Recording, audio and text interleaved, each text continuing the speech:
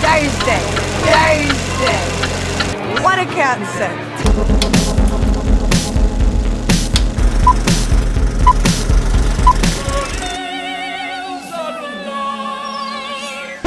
Ok, vamos passar essa cena limpo. Essa é a cantora Kylie Minogue, vestida de fada sininho, cantando uma música da Noviça Rebelde no musical de 2001 com Nicole Kidman, que se passa no cabaré francês do século XIX com músicas de Madonna, Queen e Whitney Houston. É claro que o diretor desse filme é gay, né? Só pode ser gay, né? Moulin Rouge é um filme de 2001 dirigido por Baz Luhrmann, Bárbara Paz. É um musical, o que significa que as pessoas cantam. Mas é um musical estilo jukebox, o que significa que as pessoas cantam músicas pop já previamente conhecidas, em vez de composições originais, tipo sambô. Mas mais do que uma amálgama de meio século de música pop, Moulin Rouge também é uma mistura de todas as coisas que existiram. Assim como muitos filmes pós-modernos, Moulin Rouge se usa de diversas formas de pastiche, uma combinação de elementos de várias outras obras misturados de um jeito que parece uma coisa nova. Os primeiros 15 minutos do filme fazem um cabaré do século XIX parecer uma rave louca! Luz, loops, cortes, traveling, cancan, perna aberta, mashup de Lady Marmalade como Smells Like Teen Spirit a 135 BPM, tchá. Mano, era aí na droga, filho. É tão caótico e sofisticado que não dá pra saber o que é colagem, o que é reciclagem, o que é caricatura, o que é apropriação e o que é basicamente plágio. Igual todos os filmes do Tarantino. Mas a principal referência de Moulin Rouge, o que norteia o filme tematicamente, é, claro, o romantismo. Professor Girafales. Não, peraí, calma. Você sabe do que eu tô falando, né? Você aprendeu na escola. O movimento artístico do século XVIII e XIX, que tem origem na França. Você sabe, né? Tá tudo ali em Moulin Rouge. Igual a gente aprendeu na escola. Sentimentalismo exacerbado, profundo subjetivismo, melancolia, fuga da realidade, escapismo, idealização do amor e da mulher. It's her, the sparkling diamond. E claro, o principal traço de uma história romântica. A heroína morre de tuberculose no final. Spoiler. Sabe? Tuberculose? Aquela doença que matou um monte de gente, que criou uma cultura de isolamento e flagelação? Aquela doença que mudou a nossa relação com o mundo?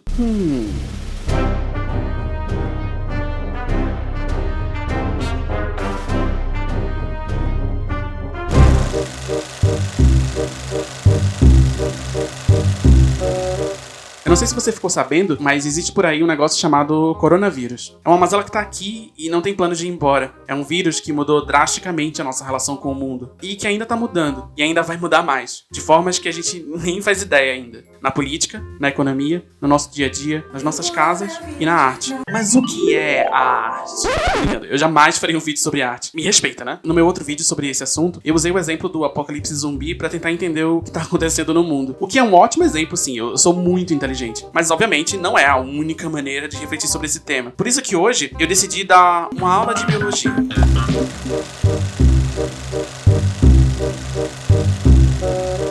A tuberculose é uma doença infecciosa, também conhecida como tísica pulmonar ou doença do peito. Algumas múmias egípcias dão indício de que a tuberculose está aqui com a gente há pelo menos uns 4.000 anos. Eu estava dormindo!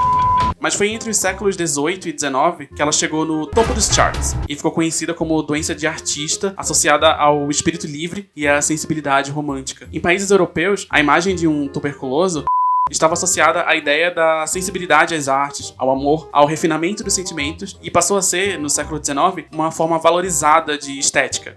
Ser como, ou ser um tuberculoso, era visto por alguns grupos como um símbolo de distinção. Essa glamorização da doença chegou ao ponto de alguns artistas literalmente desejarem ter tuberculose. Numa carta escrita em 1858, o poeta romântico e incel Casimiro de Abreu escreveu o seguinte: "Eu desejo uma doença grave, perigosa, longa mesmo, pois já me cansa essa monotonia da boa saúde. Mas queria a tísica com todas as suas peripécias. Queria ir definhando liricamente." Meu filho, se acalme. A tuberculose era tida por esses caras como a extensão física de uma doença na alma. Eles eram muito especiais, entende? A relação desses escritores com a tuberculose era uma mistura de delírio coletivo com um culto de morte. E os óbitos prematuros de artistas como Álvaro de Azevedo, Tchekov, Chopin, Castro Alves e Casimiro de Abreu, parabéns! Acrescentaram ainda mais misticismo e poesia em volta da doença, que ganhou na literatura um aspecto redentor. É daí que vem a ideia da mulher que vive uma vida desregrada e é purificada através da morte pela tuberculose. É o que acontece em A Dama das Camélias e em diversos outros romances que influenciaram direta ou indiretamente o filme Moulin Rouge.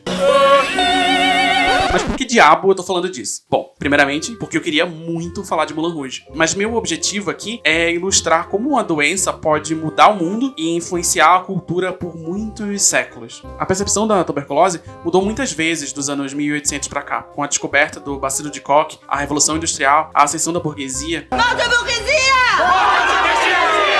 E a favelização dos grandes centros urbanos do Brasil, várias doenças, incluindo a tuberculose, passaram a ser associadas à pobreza. As pessoas começaram a ter vergonha de serem doentes e a usar eufemismo do tipo Ai, ele é fraco do peito. Mas o aspecto purificador e redentor da doença não se perdeu por completo. Ainda existe no nosso inconsciente uma ideia de amor e romance que envolve morte, sofrimento e pureza, que não passou a existir só no século XIX, Their rust and let me die. mas se fortaleceu e se reinventou nessa época. As convenções típicas de uma história de amor romântico ainda estão contaminadas pela tuberculose, principalmente em folhetins e melodramas. A estética do homem magrelo e pálido ainda permeia o nosso imaginário. Padrãozinho, né? Não foi muito tempo atrás que Padmé, de Star Wars, morreu de tristeza. She's lost the will to live. Em Moulin Rouge, a cortesã não tem direito a um final feliz com seu amado por causa de uma doença que parece precisar limpar o pecado de uma mulher degenerada. Da mesma forma, personagens LGBT até hoje ainda são purificados com a morte, porque em algum nível na nossa cabeça, homossexualidade ou qualquer comportamento divergente precisa ser expurgado, como uma doença do corpo que contamina a alma, ou vice-versa. Mas do que eu tava falando mesmo? Bom, eu não sei se você ficou sabendo, mas existe por aí um negócio chamado coronavírus.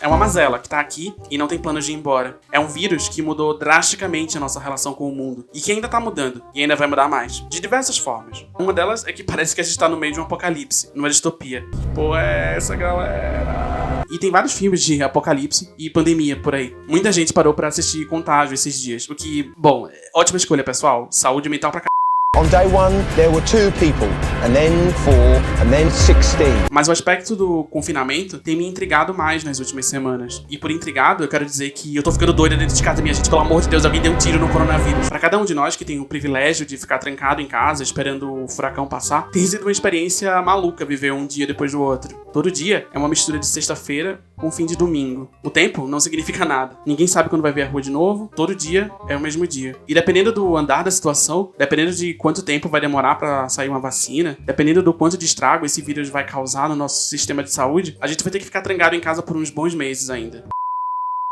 E isso vai ter consequências psicológicas e sociais fortes, né? Do mesmo jeito que a tuberculose influenciou a produção artística do século XIX, eu acho que o coronavírus vai reverberar na arte e na cultura de um jeito muito peculiar, que a gente só vai começar a entender daqui a uns anos. Como eu comentei no Twitter umas semanas atrás, eu acho que esse isolamento social vai gerar uma leva de histórias que refletem a nossa relação com o tempo e com a nossa rotina. De cara, os primeiros exemplos que me vêm à mente são histórias que lidam com loopings temporais. Tipo a série Boneca Russa, com a ex-paquita Katia Paganotti. Thursday. What a cancer. O filme Groundhog Day, com Bill Murray e Leila Lopes. E o meu preferido de todas, Corra Lola Corra, com Natália Laje. Em Corra Lola Corra, a protagonista se vê presa num looping temporal, revivendo repetidamente uma mesma situação limite, até que ela seja resolvida. O filme trabalha com iconografias de temporalidade, relógios e espirais, representando o labirinto temporal onde a personagem está presa. A trilha sonora, um techno fudido, reafirma as ideias de ritmo, repetição e intervalo presentes na história. As diferentes escolhas da protagonista reverberam na vida de estranhos e transeuntes de formas inesperadas, colocando em xeque ideias como livre-arbítrio e determinismo. É um filme de 98 que captura perfeitamente a sensação de viver em 2020. A sensação de estar suado, correndo em círculos usando uma peruca vermelha. É ótimo. Ele também termina com uma sensação estranha de alívio. Você não entende bem o que aconteceu. O conflito não é exatamente resolvido, mas é um sentimento bom de que, pelo menos por enquanto, tudo passou. Que é basicamente o que a gente precisa sentir agora. A gente vive com essa esperança estranha na fala. Quando tudo isso passar... Tudo isso o quê? E quando onde? Que futuro é esse, minha filha? E botar o povo pra trabalhar. Olha só, quem ficar em casa parado vai morrer de fome. Até um urso, por exemplo, quando hiberna, ele tem um prazo pra hibernar. Nós não podemos ficar hibernando em casa. Quando o tempo para, não existe passado, presente nem futuro. Só existe o abismo, o extintor de Mocó e Vera Verão gritando EPA! tuberculose, por exemplo, não passou. De acordo com um relatório da OMS do ano passado, a doença ainda mata 4.500 pessoas por dia no mundo. De acordo com o Ministério da Saúde, pessoas que vivem com HIV têm 28 vezes mais chance de contrair tuberculose. Ela não passou. As coisas não simplesmente passam. Elas deixam rastros e, na melhor das versões dos possíveis futuros, a gente aprende e evolui com esses rastros. Mas as pessoas que morreram, as pessoas que sofreram por causa de anos, décadas e séculos de doenças e escolhas ruins, Até um urso. elas pairam sobre a gente igual fantasmas. Não esse tipo de fantasma, mas a assombração de uma timeline que nunca existiu. De uma realidade em que a gente fez outras escolhas, em que a gente ouviu a razão em vez do delírio, e a lucidez no lugar do grito. E quem sabe nessa versão aí da realidade pode existir um romantismo em que ninguém precisa morrer no final.